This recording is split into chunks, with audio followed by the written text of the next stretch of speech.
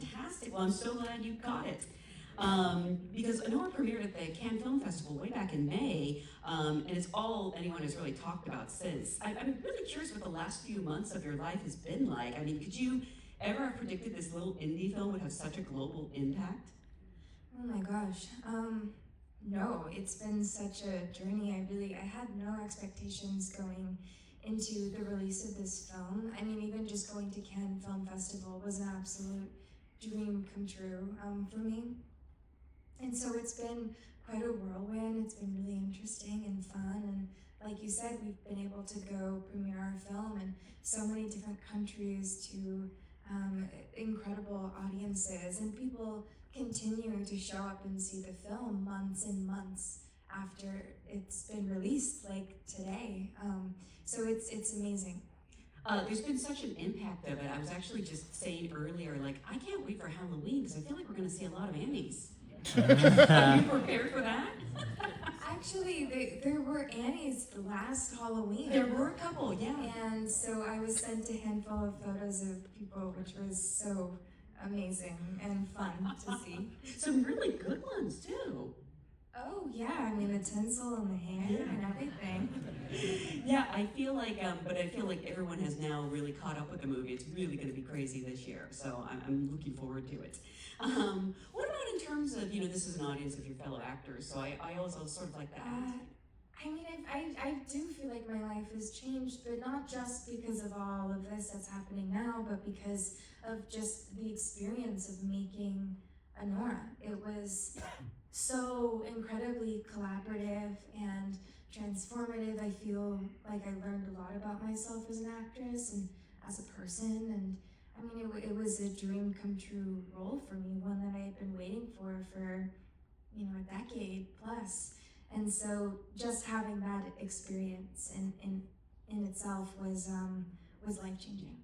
Something that really thrills me is you're going into the SAG Awards not only with a nomination for yourself, but 3 nominations, including one for the ensemble, which I'm just so thrilled. I think that actors, great actors. There's so much chemistry in this cast, and specifically most of your scenes are shared with Yura and Mark, who play Igor and Vanya. I'm curious, was there ever kind of a chemistry read between them, or did you just meet them on set? No chemistry read. Sean is one of the only directors that casts all of his own films completely himself with no casting director, and so he knows exactly what he wants, and I think that there's just some kind of magic thing going on in his head that puts people together in a way where he knows that it's just going to work. And so, no, I met Yura on set and we jumped into filming, and Mark I was able to meet maybe just a couple days before and we hung out a bit, but no chemistry read, no table read, we just went straight to shit. Yeah. I mean, it makes sense because that's sort of how they meet in the movie. There's no preamble, they just sort of get to it and there's instant chemistry. But it's always a little strange, like what if that chemistry isn't there? I guess that's where good acting comes in.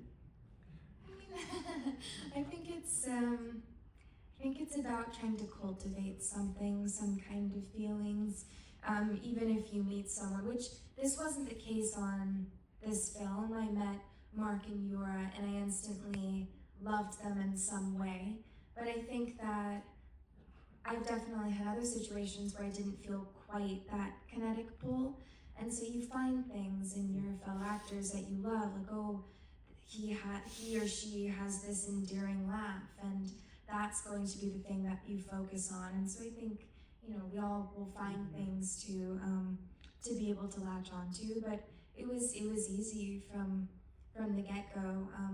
And Mark and Yura are both incredible actors, but in such different ways too.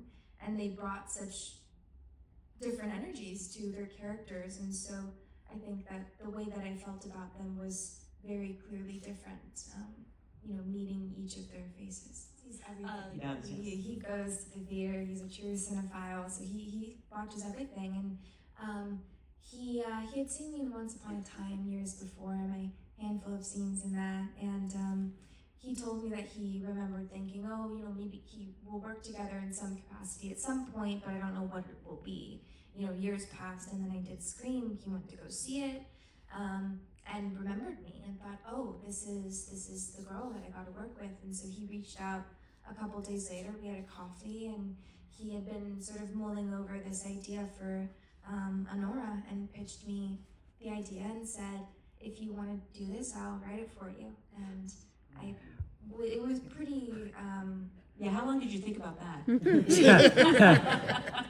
don't think about it. I mean, I was already in even before coffee. Yeah. Because my agent said, he wants to write this for you. And it's like, for me? You try not to question it too much and sort of push down that imposter syndrome. But I've never had to not audition for a movie role or any role before. And so pretty spectacular that he, took a chance on me, or thought that I would be able to play this character, because gosh, what an incredible character. So complicated, so nuanced and interesting, and all of the things I got to do, all of the research and the physical preparation, the emotional preparation. I learned another language for this film. It was such an adventure from the beginning to end, and I got to be such a big part of it, which had been like a career-long dream of mine. I was a part of the creation of Anora from before it was even written, all the way to the last day of editing. And so, talking to Sean every day while he's in the editing room, and that's like a dream, I think, to have that kind of collaboration with someone, especially a filmmaker like Sean, who is so singular and incredible. How long did you have to prepare? I had a long time, and usually as actors we don't always have the luxury of time to prepare.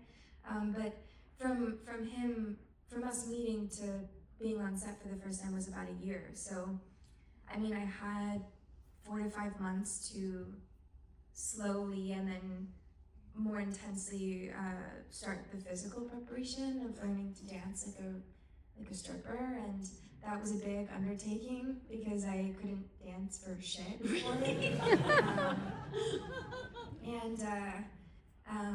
I wanted it to be really impressive. I wanted her to seem like a seasoned dancer who's been dancing for a few years, and so that required a lot of dedication.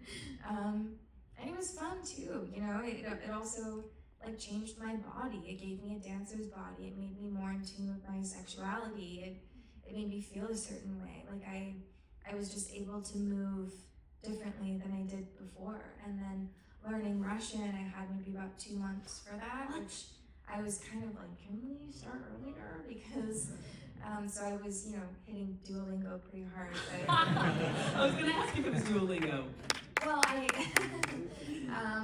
yeah, Duolingo still sends me notifications. You missed a day. I missed a year, but no, I had an incredible Russian coach. He was also our script supervisor on set and wore a couple other hats, but he was great. And the accent, and also just researching sex work and that community and what that kind of profession is like. I was able to talk to a lot of consultants that were brought into the film. I went to Brighton Beach, and I lived there about a month before shooting started, so I could immerse myself in that environment, community, so I could go to clubs and shadow dancers, test out my accent and really just sort of soak everything in. So yeah, it was. I've never done anything like this before. I've never played a character that required this amount of pre-planning. Yeah. So it was fun and difficult, and everything that I had been hoping for so long. I'm glad to hear you didn't hang out with serial killers to prepare for Scream. Spoiler alert, but the movie's been out 5 years. So. That you know of.